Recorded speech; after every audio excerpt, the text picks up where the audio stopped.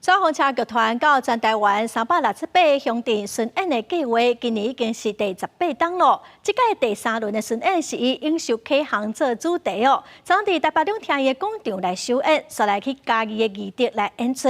抓风车去地方来演出，大部分都是靠乡亲佮企业募款来促成的。山丘啊，你看看你就是这样浪费食物。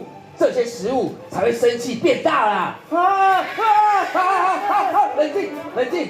大同仔红菜头加无共的菜色是真侪囡仔无介意食的。透过戏剧，互囡仔了解珍惜食物的概念。抓风车368艺术工程第3轮永续启航的巡回演出，头场11月3日要伫嘉义的义德搬演。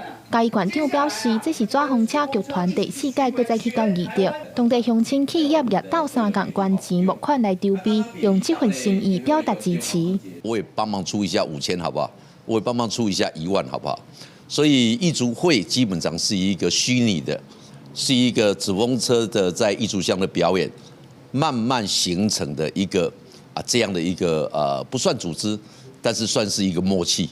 抓风车文化基金会执行长也表示，368艺术工程是完全靠民间的力量才会当行到这。今年是第18档，希望未来会使透过一群人做伙完成一件代志，这款精神继续让台湾各地囡仔拢会使看到抓风车的演出，了解在地故事甲永续议题。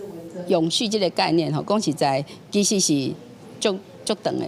我来笑讲，上简单讲，咱来管一个垃圾分类，咱来10档的时间。所以我讲永续这个概念是爱长久，所以我用伫个戏内底，我加一寡永续的概念。抓风车剧团表示，未来第3轮演出会结合每一个县市的在地故事，加入永续发展的概念，希望透过戏剧，把这议题探到台湾的每一个所在，豆豆啊，互永续的精神发展出来。